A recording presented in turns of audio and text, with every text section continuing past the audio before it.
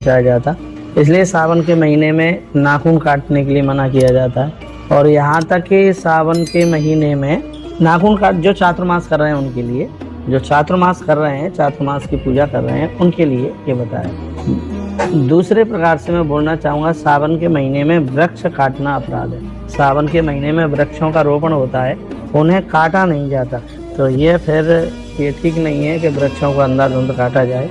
इस बात का ध्यान रखना चाहिए कि सावन के महीने में किसी भी प्रकार से वृक्षों को नुकसान पहुंचाना ही नहीं है। सावन के महीने में व्रत वगैरह करने से सभी मनोकामना की सिद्धि होती है। भगवान महादेव श्रावण मास में धरती पर ही वास करते हैं और धरती के देवता, जमीन के देवता भगवान भोलेनाथ हैं। भगवान भोलेनाथ के मिट्टी की पिंडियाँ बना करके उनका पूजन और उनका विसर्जन किया जाता है। सावन के महीने में ज़्यादातर ऐसे दूध के पदार्थ बनाए जाते हैं और दुग्ध का दान भी किया जाता है।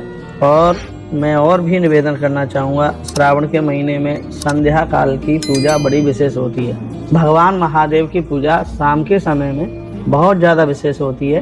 तो एक बार के लिए आप दिन में पूजा नहीं कर पाते हैं, शाम के समय आप जरूर पूजा कीजिए। मैंने शिवलिंग रुद्राभिषेक के लिए मैंने कई बार बोला है, सुबह का अभिषेक है भक्ति, दोपहर का अभिषेक संकल्प पूर्ति, और शाम का जो महारुद्राभिषेक है वो तत्काल शांति प्रदान करता है। यदि आप शाम को महारुद्राभिषेक नहीं कर सकते हैं, भोलेनाथ की आरती जरूर कीजिए। आपके आसपास कहीं प्राण प्रतिष्ठित मंदिर हैं, पूरा महीना वहां आप दर्शन करने के लिए जरूर जाइएगा। और इस महीने में आप नंदी को जरूर ग्रास दीजिएगा, और नंदी को लड्डू बना करके खिलाए जाते हैं, सांड को यानी नादिया को, उसे मालपुआ बना करके खिलाए जाते हैं। तो ये है, उसे आप जरूर दें, नंदी को जरूर दें, आनंद हो जाएगा। कुछ चीज़ें त्याजित करने की ज़रूरत है, जैसे इस महीने में अनुष्ठान करने वाले लोगों को तेल की मालिश नहीं करनी चाहिए, कांसे के बर्तन को छोड़ दिया जाता है इस महीने में। मैंने चातुर्मास की वीडियो में डाल रखा है, ये ध्यान रखा जाए। और यह सावन का जो महीना है बहुत अद्भुत है। इसमें दिन में नींद लेने के लिए मना किया है, दिन में सोना नहीं है, ठीक है। रात्रि में भगवान महादेव का रुद्रा अष्टक का पाठ करके सोना है। भगवान शंकर को विशेष प्रकार के फूलों से उनकी स्तुति करें तो भगवान महादेव अति प्रसन्न हो जाते हैं, बहुत खुश हो जाते हैं। कोई न कोई स्तुति रुद्राष्टक का पाठ जरूर करें। पिछली वीडियो में मैंने डाला है बेलपत्र चढ़ाने के लिए, भगवान शंकर को बेलपत्र आप जरूर चढ़ाएं, इससे भगवान भोलेनाथ अति प्रसन्न होते हैं। एक लोटा जल, स्वच्छ जल, उसमें गंगा जल डाल करके भगवान शिव के ऊपर चढ़ाएं, भगवान कृपा कर देंगे।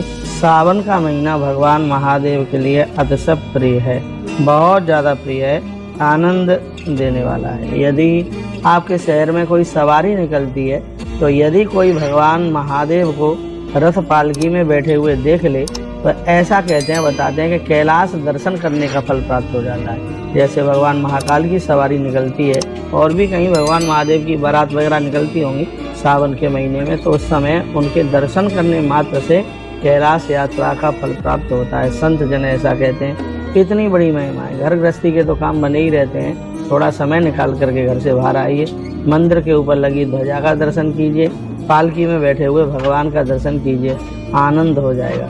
बताते हैं कि भगवान शंकर के भक्त की चरण रज उठाकर माथे से लगा लें तो उन लोगों को काशी यात्रा करने का फल प्राप्त हो जाता है। जहाँ भी आपके आसपास कहीं से महापुराण की कथा, शंकर जी का अभिषेक वगैरह हो रहे हो, तो उसमें आप जरूर सहभागी बनिए।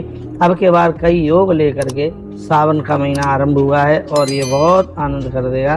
कृपा बरसेगी बड़ी जोर से परमात्मा की। भगवान भोलेनाथ को खूब वंदन, खूब प्रणाम कीजिएगा। इस सावन के महीने में ऋतु फल चढ़ाने की बड़ी महिमा है। ऋतु फल किसे कहते हैं? जो उस ऋतु का फल है। एक केला ऐसा फल है जो हर ऋतु में पाया जाता है, इसलिए हो सके तो भगवान शिव की जब आप पूजा करते हैं, कम से कम एक केला भी भगवान भोलेनाथ के ऊपर चढ़ा करके आइए, आनंद हो जाएगा। बहुत बहुत धन्यवाद।